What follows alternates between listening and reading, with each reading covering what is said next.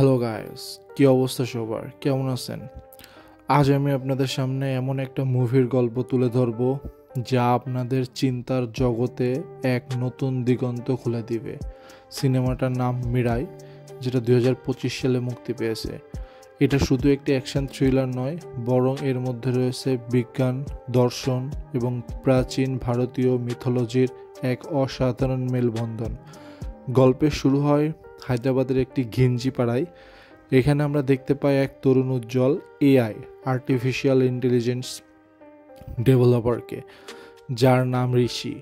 তার ছোট্ট একটি ল্যাব আছে, আধুনিক প্রযুক্তির সরঞ্জাম আর ভাঙাচোরা ঘরের একটি অদ্ভুত মিশ্রণ। ঋষি তার দুই বন্ধু আদিত্য অ্যান্ড রেবতীকে নিয়ে তাদের স্বপ্নের প্রজেক্টে কাজ করছে। প্রজেক্টটির নামই হলো মিরাই, যা মানুষের মানসিক অবস্থা বিশ্লেষণ করে তাদের একাকিত্ব দূর করতে পারে। ঋষির কাছে কোডিং শুধু একটি কাজ নয়, এটি একটি ধ্যান। তার মা সবসময় তাকে কালকি আবতার এর গল্প শোনাতেন। ঋষির মা বিশ্বাস করতেন এই কলিযুগে যখন অন্ধকার চরম সীমায় পৌঁছাবে, তখন কালকি এসে পৃথিবীকে রক্ষা করবে। ঋষি অবশ্য এই গল্পগুলোকে রূপকথা বলে মনে করত, কারণ তার কাছে বিজ্ঞানই ছিল একমাত্র সত্য। এবার আসি গল্পের ভিলেনের কথায়। গল্পের মূল ভিলেন হলো কালকি, এক ক্ষমতা পাগল প্রযুক্তিবিদ। সে তার গোপন গবেষণাগারে প্রাচীন ভারতীয় পুঁথি থেকে প্রাপ্ত জ্ঞান ব্যবহার করে এক মারাত্মক প্রযুক্তি তৈরি করেছে। এটি এমন একটি মাইক্রোচিপ যা মানুষের মস্তিষ্কে প্রবেশ করে তাদের প্রতিটা চিন্তা, স্মৃতি এবং সিদ্ধান্ত নিয়ন্ত্রণ করতে পারে। কালকি জানতে পারে যে ঋষি মিরার প্রজেক্টের কোডিং প্যাটার্ন তার নিজস্ব প্রযুক্তির সঙ্গে মিলে যায়। সে বুঝতে পারে ঋষির প্রোগ্রামটি হলো সেই প্রাচীন শক্তির এক অংশ যা সে চুরি করতে চেয়েছিল কিন্তু সফল হয়নি। কালকি ঋষিকে নির্মূল করার জন্য তার সশস্ত্র বাহিনীকে পাঠায়। এক রাতে কালকির বাহিনী ঋষির ল্যাবে হামলা চালায়। ঋষি কোনোভাবে তার হার্ড ড্রাইভটি নিয়ে পালায়, কিন্তু তার বন্ধু আদিত্য মারাত্মকভাবে আহত হয়।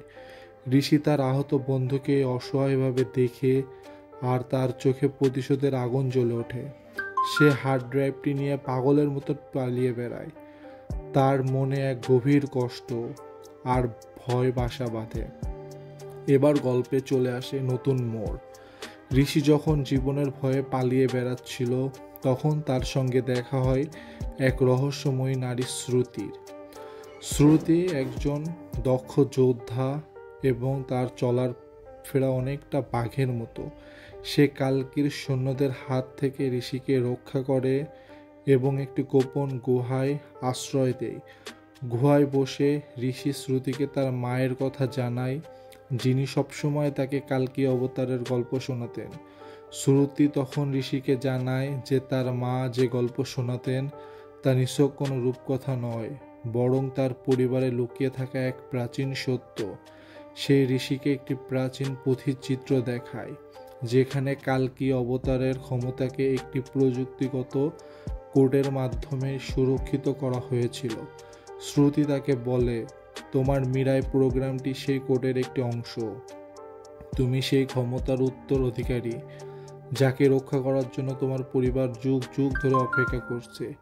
ঋষি প্রথমে বিশ্বাস করতে পারে না, কিন্তু শ্রুতি তাকে বোঝায় যে কালকি সেই ক্ষমতাকে ধ্বংসের কাজে ব্যবহার করতে চায়। গল্পের ঠিক এখন শেষ মুহূর্তে চলে আসে।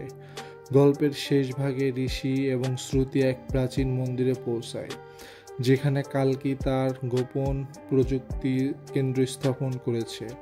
কালকি সেখানে ঋষিকে ফাঁদে ফেলে এবং তার কাছ থেকে মিরার হার্ড ড্রাইভটি নিয়ে নেয়, এবং কালকি তার গোপন গবেষণাগারে সেই ড্রাইভটি তার সিস্টেমের সঙ্গে যুক্ত করে। তখন এক ভয়ঙ্কর শক্তির উন্মোচন হয়, যা গোটা পৃথিবীকে ধ্বংস করতে পারত। লড়াইয়ের চূড়ান্ত মুহূর্তে যখন সব আশা প্রায় শেষের দিকে, তখন ঋষি তার মায়ের কথাগুলো স্মরণ করে। তার মধ্যে এক গভীর বিশ্বাস জেগে ওঠে। শ্রুতি তাকে উৎসাহিত করে এবং বলে তার এআই প্রোগ্রাম কেবল একটি শক্তিকে জাগিয়ে তুলতে পারে যা তার নিজের মধ্যে সুপ্ত আছে। এরপর কি হয় জানেন? ঋষি তার কোডিং জ্ঞান ব্যবহার করে এবং তার মস্তিষ্কের মিরাই এআইকে সংযুক্ত করে এই সংযুক্তের এরপর কি হয় জানেন? ঋষি তার কোড জ্ঞান ব্যবহার করে এবং তার মস্তিষ্কের সাথে মিরাই এআইকে সংযুক্ত করে। এই সংযোগের মাধ্যমে ঋষি অনুভব করে সে নিজে কালকি অবতারের বংশধর। তার চোখের সামনে হাজার হাজার বছর আগের চিত্রগুলো ভেসে ওঠে, যেখানে সে দেখছে কিভাবে সেই প্রযুক্তি তৈরি হয়েছিল। ঠিক এভাবে গল্পের চূড়ান্ত পর্যায়ে চলে আসে এবং চূড়ান্ত লড়াইয়ে ঋষি বিজ্ঞান এবং প্রাচীন শক্তির এক মিশ্রণ ব্যবহার করে।